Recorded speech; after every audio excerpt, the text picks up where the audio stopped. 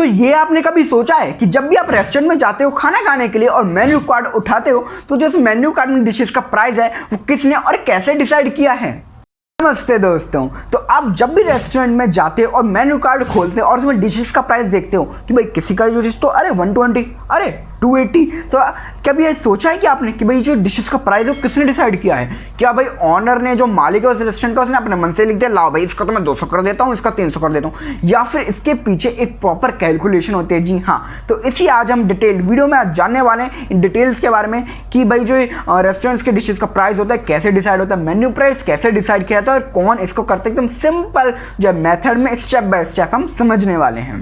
देखिए, जैसे कि मैंने आपको बताया कि अब मैं इसको जो है स्टेप्स में डिवाइड करने जा रहा हूँ। तो चलिए फर्स्ट स्टेप हम शुरू करते हैं। उसका हम पॉइंट रखेंगे कि हमको सबसे पहले जो है कॉस्टिंग का बेस समझना पड़ेगा। जी हाँ, कि हम कॉस्टिंग कैसे निकालते हैं। देखिए, सबसे जब भी हम किसी भी डिश का menu price, selling price decide करते हैं ना, तो उसके लिए हमको सबसे पहले उसकी कॉस्टिंग निकालनी होती है। ईशान भाई, ये कॉस्टिंग का क्या मतलब होता है? देखिए, कॉस्टिंग मतलब उस डिश को बनाने में, उस व्यंजन को बनाने में कितना हमारा जो है पैसा लग रहा है। चलिए एक एग्जांपल ले लेते हैं, बहुत आसान था। सपोज कीजिए कि आपने बनाया पनीर बटर मसाला। जी हाँ, देखिए अब हम देखते हैं पनीर की कॉस्ट। सपोज ये पनीर आपने ली 100 ग्राम्स, तो उनका क्या कॉस्ट आएगी 40 रुपीज़। फिर उसके बाद हम लेते हैं बटर और क्रीम, उनकी क्या कॉस्ट है 10 रुपीज़। फिर हम लेते हैं अपने ऑयल है, यूटेंसिल्स हैं, गैस है, उसकी हम कॉस्ट लेते हैं 5 रुपीज़। और जो हमारे मसाले हैं, प्याज है, टमाटर है, उनकी हम कॉस्ट ले लेते हैं 15 रुपये। ठीक है, तो सबकी कॉस्ट मिला के कितनी हुई 70 रुपीज़, 70 रुपये।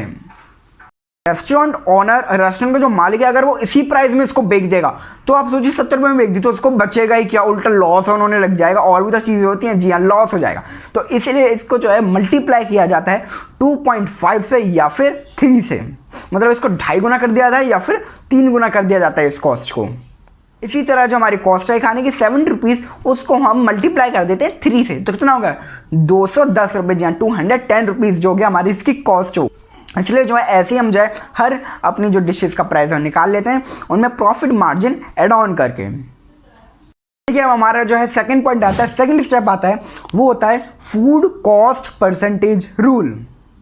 रेस्टोरेंट इंडस्ट्री में एक बहुत ज़्यादा फेमस फॉर्मूला है जो कि है फूड कॉस्ट परसेंटेज फॉर्मूला। जी हाँ, ये क्या होता है? फूड कॉस्ट परसेंटेज फॉर्मूला होता है food cost divide by selling price into में 100। जी हाँ, और जो हमारे यहाँ पे आइडियल फूड कॉस्ट परसेंटेज है ना, वो 25 से 30% के बीच होना चाहिए।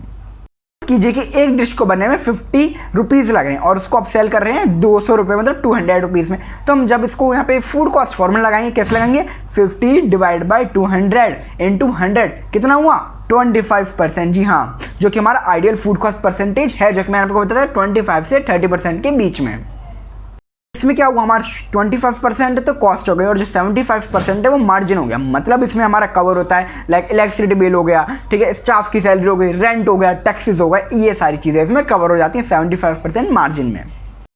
आपने ज़्यादातर जो है नोटिस किया होगा कि जैसे भाई कुछ डिशेज होती हैं उनके प्राइस बहुत हाई रहते हैं, जैसे कि भाई हमारा चिकन हो गया, फिश हो गया, पनीर हो गया, और कुछ डिशेज होती हैं उनके प्राइस थोड़े लो रहते हैं, जैसे कि भाई हमारा पनीर हो गया, जैसे हमारा भाई आलू हो गया, राइस हो गया, ठीक है, दाल हो गया, चावल हो गया, इन डिशेज़ का। और ऐसा इसलिए किया जाता है जिससे हमारी जो रेस्टोरेंट की ओवरऑल कॉस्ट है, ठीक है, वो जो है मेंटेन हो सके, बैलेंस हो सके। देखिए, यहाँ पे हमारा जो थर्ड पॉइंट आता है, थर्ड स्टेप आता है, वो आता है मार्केट और लोकेशन का इम्पैक्ट। जी हाँ, मार्केट और लोकेशन का क्या असर पड़ता है। देखिए, अभी यहाँ पे सिर्फ जो हमारे रेस्टोरेंट की कॉस्टिंग है फूड की, वो मैटर नहीं करती। यहाँ पे हमारी जो रेस्टोरेंट की लोकेशन है कि वो किस जगह पे, वो भी बहुत ज़्यादा रोल प्ले करता है हमारे रेस्टोरेंट को सक्सेसफुल रन करने में। एग्जाम्पल ले लेते हैं, सपोज कीजिए कि भाई आप एक 5 स्टार जो है रेस्टोरेंट में, होटल में खाना खाने गए, वहाँ पे आपने ऑर्डर करा पनीर बटर मसाला, ठीक है, उसकी जो प्राइस था वो था 500 रुपीज़ प्लस। जी हाँ, और यहीं अगर आप किसी लोकल ढाबा पे जाएंगे तो वहाँ पे आप पनीर बटर मसाला ऑर्डर करते हैं तो उसका प्राइस क्या आएगा 150 रुपीज़। जी हाँ, बस इतना क्या आपकी भाई ईशान भाई लोकल ढाबा पे 150 और 5 स्टार रेस्टोरेंट पे 500 प्लस। जी हाँ, इसका रीज़न क्या है ईशान भाई? इसका रीज़न है उसका एम्बियंस, उसका सर्विस, उसकी स्टाफ ट्रेनिंग, उसका एसी, उसका डेकोरेशन। जी हाँ, इन चीज़ों से हैं जो हमारे जो फूड है उसका जो है कॉस्ट डिसाइड होता है, उसका जो हमारा सेलिंग प्राइस है वो डिसाइड होता है। देखिए, अलग अलग आप जगह जाओगे तो वहाँ पे अब अलग अलग जो है आपको प्राइस मिलेंगे डिशेज़ के। ये किस पे डिपेंड करता है? ये डिपेंड करता है हमारे रेस्टोरेंट की कैटेगरी पे और उसकी लोकेशन पे। पे हमारा फोर्थ पॉइंट आता है, फोर्थ स्टेप। जी हाँ, ये एक और इंटरेस्टिंग चीज है बहुत ज्यादा, जो कि है कंपटीशन एंड कस्टमर साइकोलॉजी। अब आप कहेंगे ईशान भाई ये आपने क्या बोल दिया, हमें तो कुछ समझ में नहीं आया, फिर समझाओ यार। समझाता हूँ। यहाँ पे ऐसा नहीं है कि रेस्टोरेंट ओनर ने कुछ भी डिसाइड कर दिया प्राइस, ले भैया मेरा इसका मन कर रहा है इतना करता हूँ, नहीं। वो पहले उसकी कॉस्टिंग के साथ साथ जो है आसपास के जो रेस्टोरेंट होते हैं उनको भी एनालाइज करते हैं, उनको भी देखते हैं कि वही जो रेस्टोरेंट्स और भी उसके आसपास वो उसी डिश को कितने प्राइस पे दे रहे हैं। अगर सपोज वो 200 में दे रहे हैं पनीर बटर मसाला और वो उसको दे रहा है 350 रुपीज़ में, तो वो उसके पास कौन आएगा? कोई आएगा नहीं। सब कस्टमर्स भाग जाएंगे, कहेंगे यार भाई ईशान भाई हम वहाँ पे नहीं जाएंगे, वहाँ पे हमको सस्ता मिल रहा है पनीर बटर मसाला, हम तो वहीं जाएंगे। यही होगा, जहाँ चाहे आपकी क्वालिटी कितनी भी अच्छी हो, क्वांटिटी भी अच्छी हो, पर लोग नहीं देखेंगे ये चीज़। लोग देखेंगे भाई सस्ता कहाँ पे मिल रहा है। जी हाँ, इसके अलावा एक और ट्रिक होती है जिसको हम बोलते हैं साइकोलॉजिकल प्राइसिंग। जी हाँ, साइकोलॉजिकल प्राइसिंग। इसमें क्या होता है, सपोज आपकी कोई डिश है 200 रुपीज़ की, तो आप उसको अपने मेन्यू में लिख सकते हो 199 की। जी हाँ, सपोज है 300 की, तो आप उसको लिख सकते हो 299। इससे क्या होता है, कस्टमर पे इफेक्ट पड़ता है और उसके माइंड पे, और उसको लगता है अरे ये चीज़ तो सस्ती है भाई, क्योंकि भाई 200 की लाइन में वो आगे नहीं बढ़ पाई, वो 100 की लाइन में रहेगी, तो उसको लगता है थोड़ी सस्ती है ये। तो ये भी एक साइकोलॉजिकल प्राइसिंग जो है बहुत अच्छी टेक्निक होती है कस्टमर्स को अट्रैक्ट करने के लिए।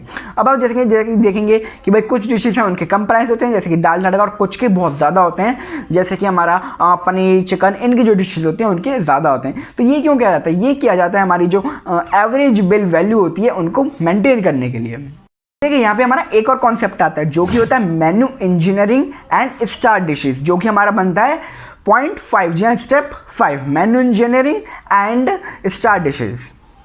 अरे ईशान में यार हमें समझ नहीं आया यार, इसका मतलब समझाओ यार अच्छे से यार। समझा रहा हूँ, थम्बा रुको। देखिए इसमें क्या होता है, इसमें जो हमारे रेस्टोरेंट का ऑनर होता है वो एनालाइज करता है, देखता है, चीज़ों को समझता है कि कौन सी उसकी जो डिश है मेन्यू में वो हाई सेलिंग है, बहुत ज़्यादा बिक्री, और कौन सी डिश ऐसी है जो स्लो सेलिंग है, बहुत कम बिक्री है।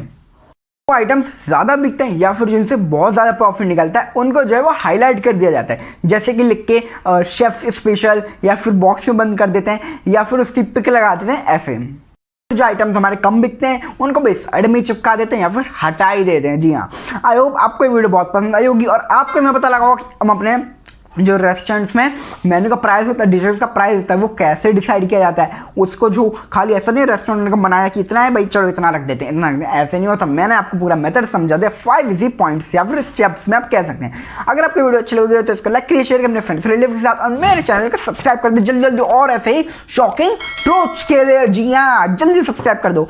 और अगर आपको अच्छा लगा तो आगे वाली में वीडियो देखिएगा। And thank you for your precious time.